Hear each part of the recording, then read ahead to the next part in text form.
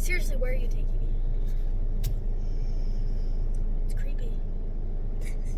That's what we do best.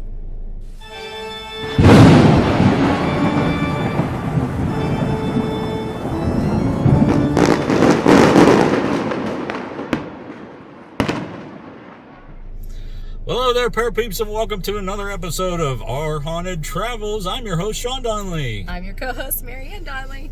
And we got a passenger in the back with us. Aww.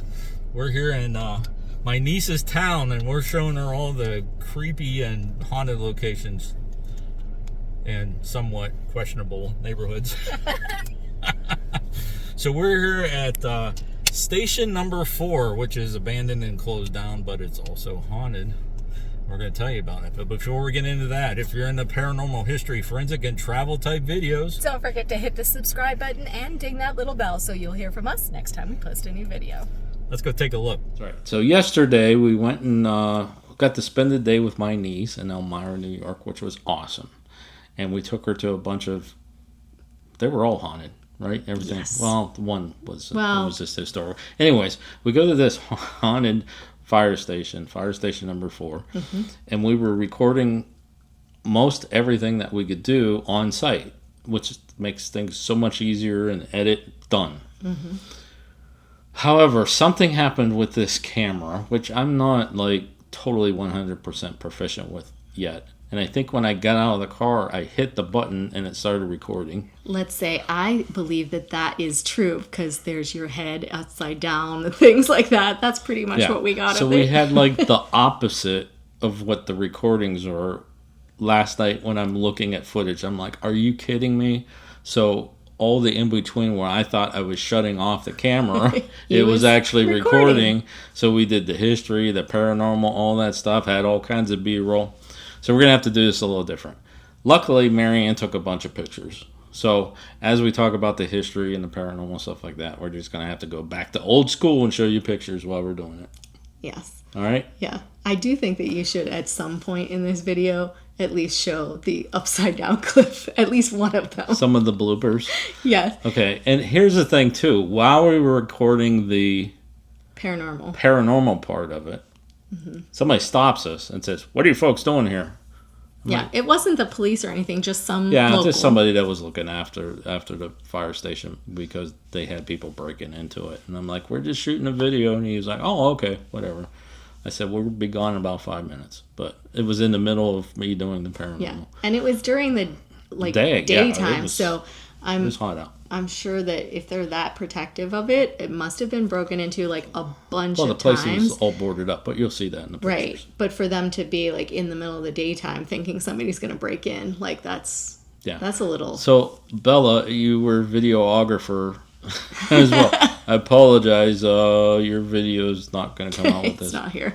Yeah, but you got pictures. So why don't you go ahead and talk about the history of this place, and then we'll come back. Take 2.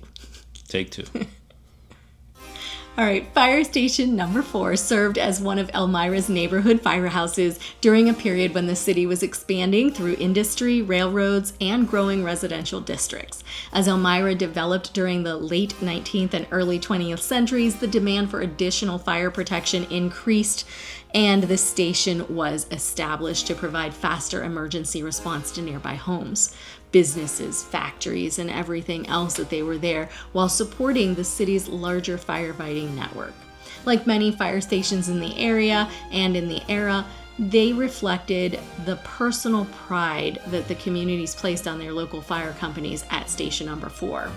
Firefighters not only responded to fires, but also assisted during floods, storms, industrial accidents, and other emergencies. The station quickly became a familiar landmark where residents knew they could always seek help during times of crisis. During the years when the horse-drawn equipment gave way to motorized engines, the station experienced significant changes. Modern firefighting technology allowed crews to respond more quickly and efficiently while improving safety for both firefighters and the public. The building adapted to these changes while continuing to serve the surrounding neighborhoods. Throughout its years of operations, generations of firefighters worked from Fire Station Number 4. Many developed lifelong friendships while sharing difficult experiences, including dangerous fires, tragic accidents, and successful rescues. The station represented teamwork, sacrifice, and dedication to protecting the people of Elmira, regardless of the time of day or the weather conditions. Although the role of the station has changed over time, Fire Station Number 4 remains part of Elmira's historical landscape. It stands as a reminder of the city's commitment to public safety and honors the firefighters who answer the countless emergency calls. Its long history has naturally inspired stories and legends and folklore that continue to surround the building, and we have a few of those as well. Yeah. We'll do them again. Okay, so in true Our Haunted Travels fashion, we got to talk about some of the paranormal associated with the location. Absolutely. Which is really why we stopped there. Mm-hmm. But, okay. Fire Station Number 4 has become the subject of local ghost stories that have circulated among former firefighters, visitors, and residents for many years. Most of these stories center on the belief that the emotions connected to decades of emergency service somehow remain within the old building. Long hours, dangerous calls, and the loss of both firefighters and civilians have led some to believe that the station carries an atmosphere unlike ordinary buildings. One of the most common stories involves unexplained footsteps being heard inside the station after everyone has left for the evening. Witnesses have described hearing heavy boots walking across the floors or climbing stairways, only to discover that no one else was present. The sounds are often compared to the measured pace of a firefighter making routine rounds through the building before another emergency call. Others have reported hearing distant noises that resemble activity from the station's earlier years. Some claim to have heard the faint ringing of an old fire alarm bell or the sound of equipment being moved despite the building being quiet. A few visitors have even described hearing voices that seem to fade away before individual words can be understood. These reports remain part of the local folklore and have never been conclusively explained. Several people have also spoken of seeing shadowy figures moving through the hallways or appearing briefly near doorways. These dark forms are often described as human-shaped but lacking clear features. Witnesses frequently report that figures disappear almost immediately when they attempt to approach them. Others have experienced the sensation that someone is standing nearby even when they are completely alone. Another reoccurring story involves a protective presence, believed by some to be a former firefighter who continues to watch over the building. According to local tradition, the unseen figure is not considered threatening. Instead, those who report unusual experiences often describe feeling calm rather than frightened. Whether these accounts are the result of imagination, the building's long history, or something beyond ordinary explanation, Fire Station Number 4 continues to occupy a place in Elmira's collection of ghost stories and local folklore. Yeah, so the paranormal claims are, of course, those unexplained footsteps, heavy boot sounds on stairways and upper floors, shadowy figures seen through the hallways, dark human-shaped forms reported near doorways, distant voices, faint sounds of old fire alarms. Objects allegedly are being found moved from where they were left. Some visitors report cold spots, of course, feelings of being watched.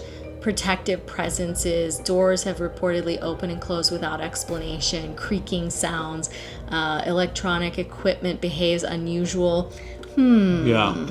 Well, I think that claim was Shawn's oops, hit the wrong button. So you don't think that yours was this? I don't think it was the fire station's or any spirits there that caused what kind of problem we had. Okay, I don't either. I think it was my big thumbs. I do too.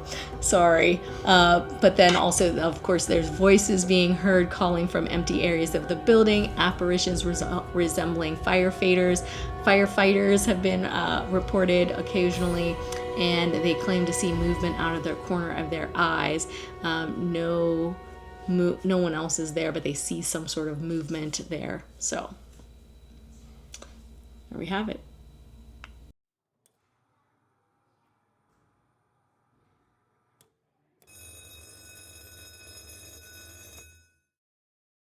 All right, Belle, what'd you think? It's kind of cool, though. Yeah, it is. I love the part how we got stopped by somebody wanting to know if we were breaking in. Yeah. What are you guys doing? We're making a video about old fire stations. Oh, okay. Very protective. Yes, which is good that they're taking care of it and wanting to make sure that nobody does any damage and that. I just don't see people doing that in the daylight, though. So No. yeah. It's a very cool building. It is I would very love to own this building and turn it into something.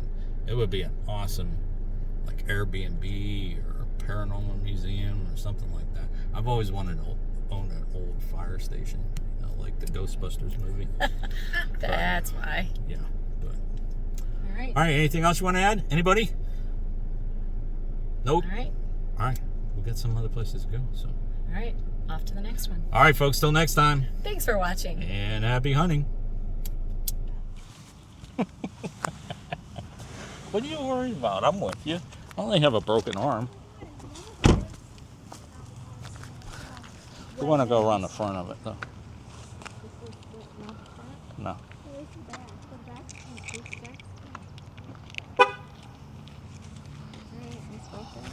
Well, here, you could start recording. Go on.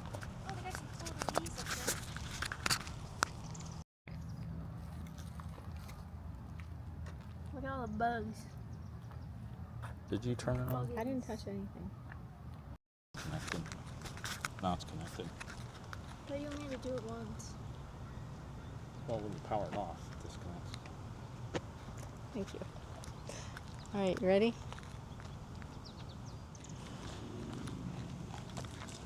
Belle's getting nervous. Yeah, especially since she got catcalled. Yo! Can I have that? What do you want? Oh, that. The skirt. Yes. Could you see it here in the shade? Yeah. Okay, tell me when. See, I can't take pictures and record you at the same time. Go ahead. Belle, wait. Let us know if you like this video by hitting that thumbs up. Also, if you'd like to see more videos from us in the future, support our channel by hitting that subscribe button and dinging that bell so you get notified the next time there's a video from Panic D Videos. Thanks for watching. Happy hunting!